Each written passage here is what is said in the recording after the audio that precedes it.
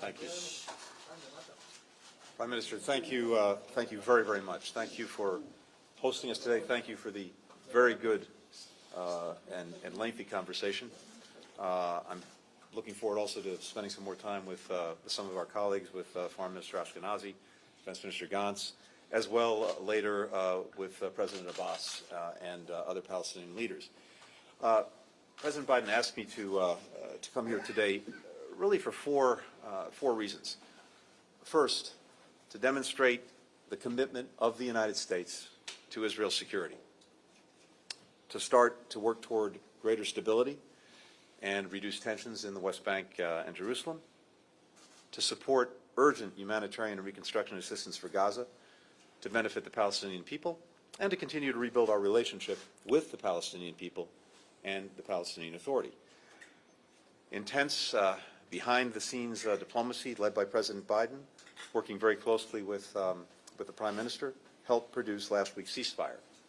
Now we believe we must build on it.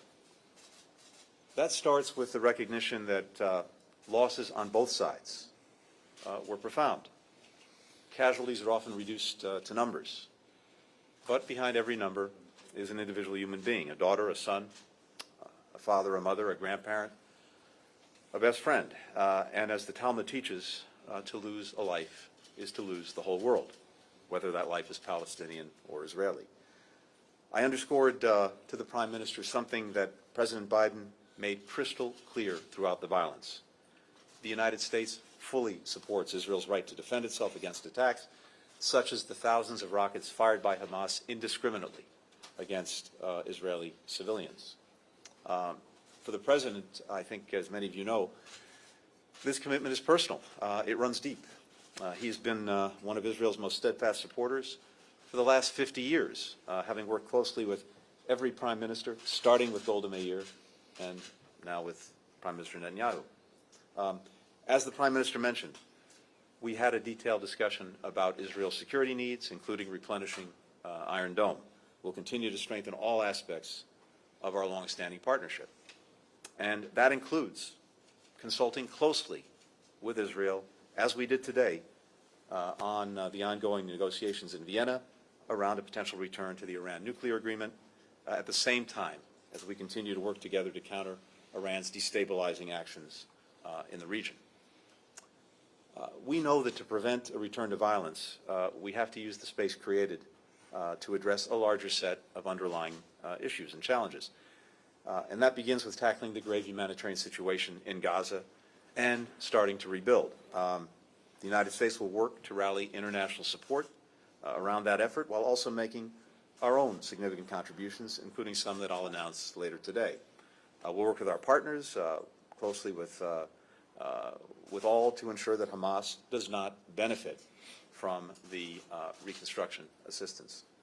At the same time, we need to work to expand opportunity for Palestinians in Gaza and in the West Bank, including by strengthening the private sector, expanding trade and investment, and other means. Assistance and investment like these will help foster a more stable environment that benefits Palestinians and also benefits Israelis. Prime Minister and I had a chance to discuss other steps that need to be taken by leaders on both sides to set a better course for their shared future. As President Biden has said, we believe that Palestinians and Israelis equally deserve to live safely and securely, to enjoy equal measures of freedom, opportunity, and democracy, to be treated with dignity. We also discussed some of the intercommunal violence that erupted in Israel during the conflict, and healing these wounds will take leadership at every level of society, from elected officials to community leaders to neighbors. And we very much welcome the statements the Prime Minister made and members of his government made, condemning the attacks regardless of whom they targeted. In our own country, in the United States, we've witnessed a shocking eruption of anti-Semitic attacks. As President Biden said just yesterday, they are despicable and they must stop. There's a lot of hard work ahead to restore hope, respect, and some trust across communities. But we've seen the alternative, and I think that should cause all of us to redouble our efforts to preserve the peace and improve the lives of Israelis and Palestinians alike. But Prime Minister, again, thank you so much for all the time. Thank you for the very, very good conversation. And we look forward to doing a lot of work together. Thank you. And thank you and the President for your strong statements against anti-Semitism. Masquerading as anti-Zionism, but it's anti-Semitism. And you took a bold position, clear position, and we appreciate it. I think all decent people everywhere appreciate that stance. Thank you. Thank you. Gentlemen, did you discuss lifting the No blockade of questions. Gaza? I apologize. There are no questions at this time.